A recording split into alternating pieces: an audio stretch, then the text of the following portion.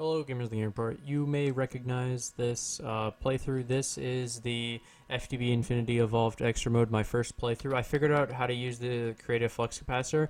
It was bugged. I had to delete it and make a new one. Basically, there was a bug with it and it wasn't letting me do the shift click. You could go back to the video. I tried it a bunch of times. It wasn't working, but when I gave myself the item, boom, now it works. Just to show you, there is a crafting recipe. It's not like I spawned it in, whatever. And I have the video of me actually creating it. So what you can see is it charges the item in my hand. You can see it charged up the flux capacitor, but I still don't think it'll be enough power. So I'm gonna make. Oh yeah. So the point of this video is I want to make. I want to fight the Chaos Guardian and show you guys the fastest way to fight the Chaos Guardian. I have a later playthrough of it, but I want to show you guys my current playthrough. Like a way to do it right now instead of waiting till that video goes public. So I'm going to show you guys the fastest way to do the Chaos Guardian.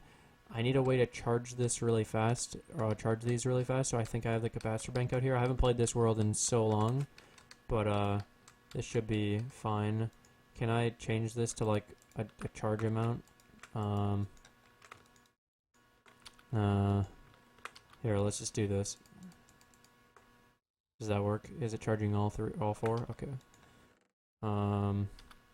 And that's charging on my hand because of the Creative Flux Capacitor. You can see how slowly it charges. It's like 100k a tick or something. It's decent, but it's still really damn slow. So we'll put most of those in there for now. There's no way to charge this faster, I don't think, unless I just make multiple sets of 4 capacitor banks and do it like that off of a Tesseract. But I think this will be fine.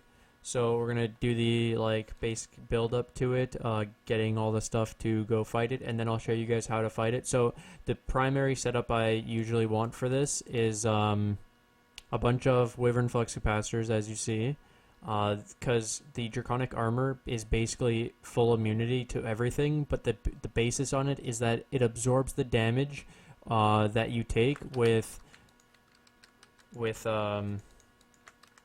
RFs. So if you have enough charge in your inventory, multiple Wyvern Flux Capacitors, Draconic Flux Capacitors, whatever, you can basically be invulnerable for a set amount of time, which with all of this is like an hour or something of just constant damage, which is pretty awesome.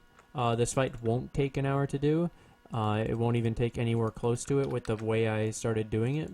So I just recently went all the way to the end.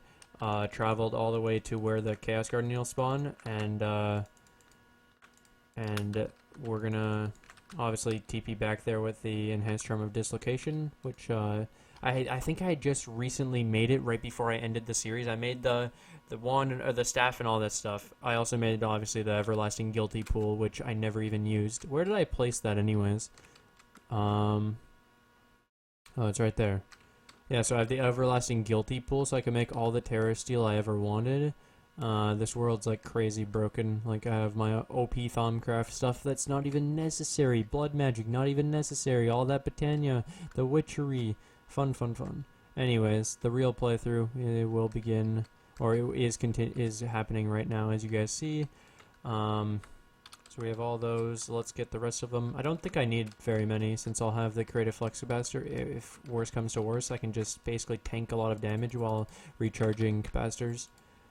Technically, I think. I don't know for sure. It might just be useless completely. But yeah, basically for this fight, you want a weapon that can one-shot the orbs in the fight. Basically, you know how the normal dragon has these like crystals that you have to break so that he doesn't regen and get health back. So you need a sword that can do enough damage to one-shot them. They have 50 HP, so you do the math on that. A fully like buffed up cleaver from Tinker's will do it, but since I have the Draconic staff, I might as well use it. You need a full set of Draconic armor. You can't do it with anything less. You also should use, in my experience, there's the crossbow from Tinker's Construct, which I will be doing a video on how to make the best one, probably. The best Tinker's Construct bow in existence. Also with the best arrows, the cross bolts, whatever. So I'm gonna go with a video all about that stuff.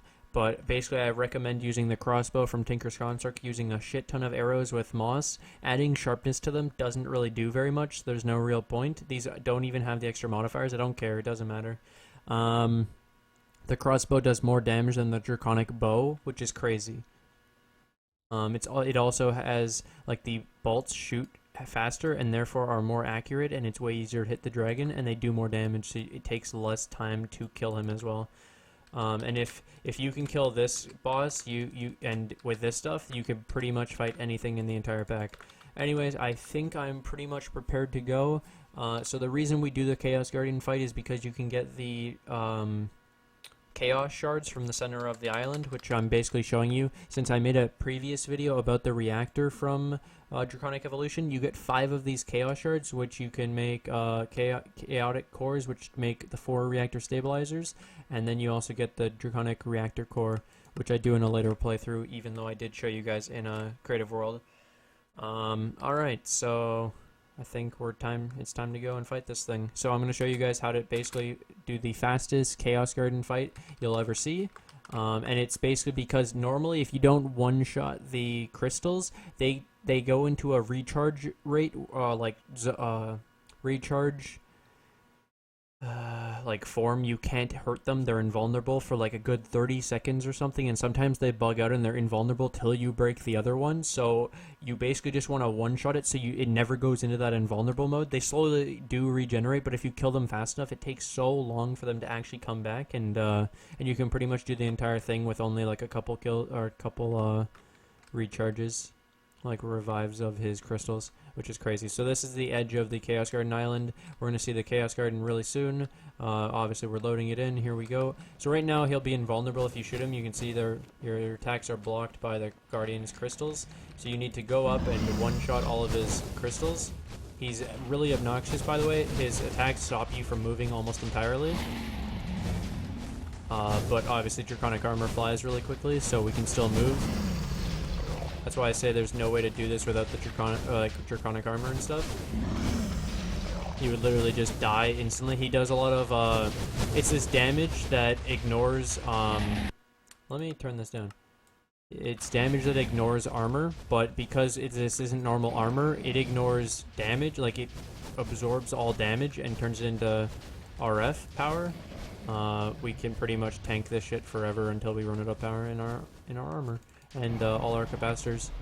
So our basic first goal, the first step of this fight, is just destroying all the crystals. We have the Ring of Far Reach, which makes this a lot easier. Wouldn't normally have this. I also have the Ring of Azir, the God Ring, which gives me the extra hearts and tankiness and stuff. So that's really cool. It's also found that the resistance from like a God Apple does reduce the damage that you take from this fight, and therefore you could use it to be able to make your RF power worth more. Resistance does work, apparently. I tried it when I did it in my first playthrough in the other world that you haven't seen yet, because the videos aren't up. But in that fight I do it. I'm also going to show you an attack with the sword, just to show you how much it does, the Draconic Staff of Power. It's not it's not good enough, because it's really hard to get into melee of this guy. He just constantly like locks you up. So let's hit him. You see the damage, it's decent, right? But I can't consistently chase him and stuff, so there's no way I'm going to be able to do that. You can see already some of his crystals respawned. And now we'll just shit on him with my bow. So you can see how fast I'm killing him with the crossbow. It's obnoxious how quickly I can kill him. You just have to keep hitting him because he does regen health very slowly. But if you can just keep wailing on him with the crossbow, this fight goes really quick. And what's supposed to be the hardest fight in the game ends up not being that hard. And now it's just a normal fight, and I've barely taken any damage, as you guys can see. There he goes, starting to fly super fast, really hard to hit him. But if I can just get lucky where his RNG isn't terrible. He sometimes goes into this mode of just flying around the island for a good, like, 4 minutes, shooting blasts around. And it's really obnoxious, but if you have some good aim, you can end this fight really quickly, and he doesn't really get to regen or bring back crystals very quickly. So normally this fight would be nearly impossible if you're not prepared properly, but since the way we set up for the fight, this is almost a guaranteed win. You can't lose, pretty much. You can see how obnoxious this is. He's going far into the island. I can't shoot him now, obviously. So dumb. He's shooting things through the ground. Yes, that's through the ground. So I'm literally just waiting for him to come back up so I can actually shoot him. And he's just regenning, and this is bullshit. And his crystals are going to respawn. And this is why sometimes you can get really unlucky with how he likes to fight. Or not fight. This usually happens when he gets really low. Those are ender pearls he's shooting, and hey, he did it. So those teleport you away, so now I have to go back to the island. And he teleported me 700 blocks away. Luckily, obviously I'm out of chunk loading area, so therefore... he doesn't actually regen health while I'm gone. But these ender pearls are just extremely obnoxious, and he's dead. So now he flies down into the middle of the island to... You can see all the lightning. This is removing the barrier that's on the current Chaos Shard in the center. This is the Chaos Shard, so you can actually get this. So I'm going to delete some of the items I picked up. I'm going to go over how much power I lost to. Let's just make sure. Okay. So those are the Chaos Shards. You see we have 5.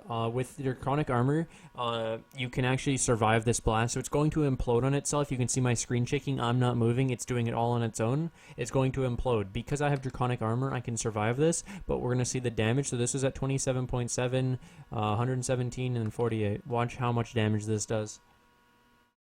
I just want to watch this. Hope you guys enjoyed this, though. It was a lot of fun doing this. And now the entire island is deleted, and all the clouds and all of the everything, and this whole section is cleared.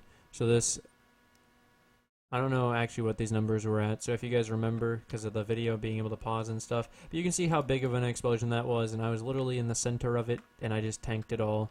Pretty crazy, and an amazing fight to do. You can see that I went through 3 full capacitors, basically a 4th capacitor, and a little bit more than half of the Draconic Flux one. So if you're not prepared, you will die to this fight, because your 10 million power is not even close to being enough power. Hope you guys enjoyed it, and now we'll go back to the base with the Chaos Shards and show you guys the recipes, I guess. So I hope you guys actually remember this playthrough where I made all the creative items. Pretty cool.